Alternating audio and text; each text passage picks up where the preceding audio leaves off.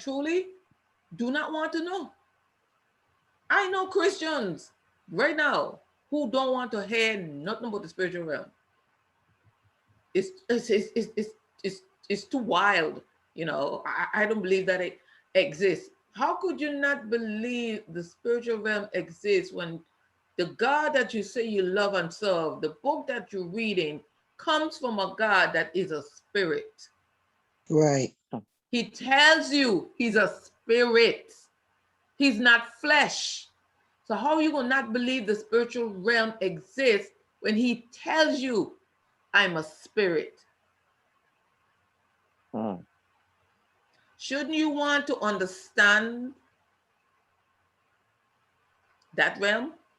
And wouldn't common, well, it's not common sense, but wouldn't it kick in with you that, okay, well, this is how I was thinking. Okay, God is a spirit, and God is the ultimate being overall, but he's a spirit. So that means that the realm he in got to be so much more tangible and so much more real than this realm I'm in, because that's where he in, and he's the ultimate being. So that realm got to be, comparing this realm to that realm, this realm I in got to be seen as the realm that's not really real, and his realm got to be the real realm, because that's where he is, and he's the ultimate being. So that realm has to be real. And as a Christian, how can you deny that, knowing he's a spirit? You can't see him, you can't touch him, you can't, you know what I mean? He's a spirit, and he dwells somewhere. He's not just floating in the air like oxygen. He dwells somewhere. There is a realm he created that he is in, that he made up for him to dwell in, and for everything spiritual that he created to dwell in. How could you not want to know about that realm? That realm should supersede anything in this earthly realm. I think it scares a lot of people. I believe so. It's scary because they can't see it, so they don't understand it, and they're afraid to try to learn about it because they feel like if they learn about it, then it's going to become more real. And they're already terrified of what they don't know. So they feel like if they do find out more, they'll just be even more terrified. So it's like they just rather stick their head in the sand and pretend it doesn't exist. Right. But then you could have used that same logic with germs and diseases. If man had that same logic with germs and diseases, people will still be falling like flies from polio and influenza and rubella and all these things that you can't see, but they're existing in a realm somewhere, and they're affecting your physical body. And if man didn't investigate and search and find out that these things is real, and they use instruments that can see these things, that bring about cure, that bring about saving of lives. So learning the existence of something benefits you, right? Okay. Learning the existence of these germs and these diseases benefited mankind. It saved lives. So turn that towards the spiritual realm. Learning about the spiritual realm is going to benefit you even more. And it's going to save lives even more. Not just physical life. It's going to save you spiritually, mentally, emotionally. It's going to be an all around, benefit to man. Just because you can't see it, why should you fear it? Yeah. Knowing it exists, knowing how it operates, and knowing how to circumvent it is a benefit to you. Yeah, that's true. So sticking your head in the sand, what if those scientists have stuck their head in the sand? People will still be falling like flies. I mean, look COVID. Look how quick they find vaccine. They had to be able to use some kind of instrument to see COVID, to see how it mutates, to learn how it moves, right? Mm-hmm. And now they got vaccines that's benefiting the entire world. Yep. So how could you not want the same thing spiritually?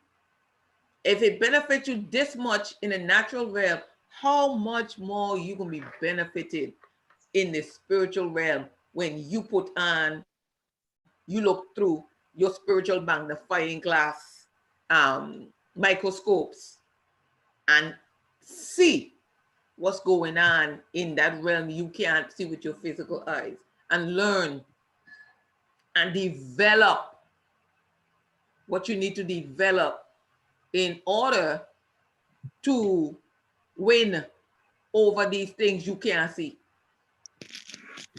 You know what I mean? Yeah. So, but yeah, you right, Francine. There is people who it's easier for them to stick their head in the sand, and some of them just don't give a darn. They don't want to know. You know, they want the milk toast, white bread version of God, and they're quite happy with that. They're quite Yeah, happy with that. that's true. You know, but he's not milk toast, white bread God. He's a very intricate, magnificent, amazing. I mean, there's no words. There's no words for him. Shouldn't you want to know him? Shouldn't you want to get to know him and the realm he dwells in, and get to know your enemy, Hmm. and get to have victory over? He said Jesus came and gave you the keys.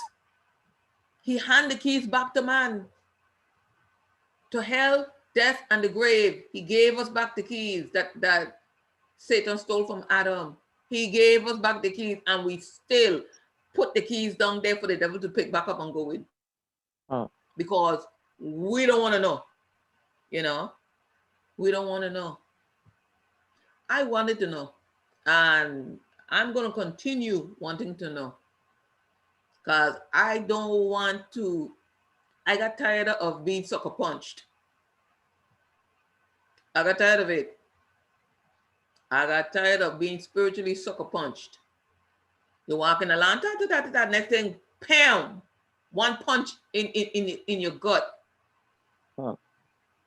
You didn't see it coming, so it took you to the ground, and you struggle to get back up, but you can't see the one that's pounding you. So you don't know where the blows coming from, but you're getting the blows. You can't fight back because you can't see who hitting you. And if you can't see who hitting you, you can't understand what they're hitting you with, how they're hitting you. You have none of that knowledge. And you find living like that.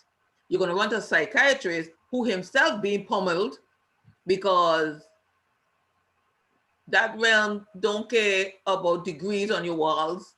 They don't care about Harvard or Yale. They don't care about none of that. That's foolishness to that realm. You think they'll look at the psychiatrist diploma on the wall and say, "Oh, he's a psychiatrist. Let me leave him alone." No, he getting pounded too, and he don't know what to do. So your psychiatrist has his own psychiatrist, because he don't know what to do either, because he ain't trained in that realm either. So he just as blind as you. You going to him for help in an area that he himself don't know anything about. You know? Hmm. But that's just me.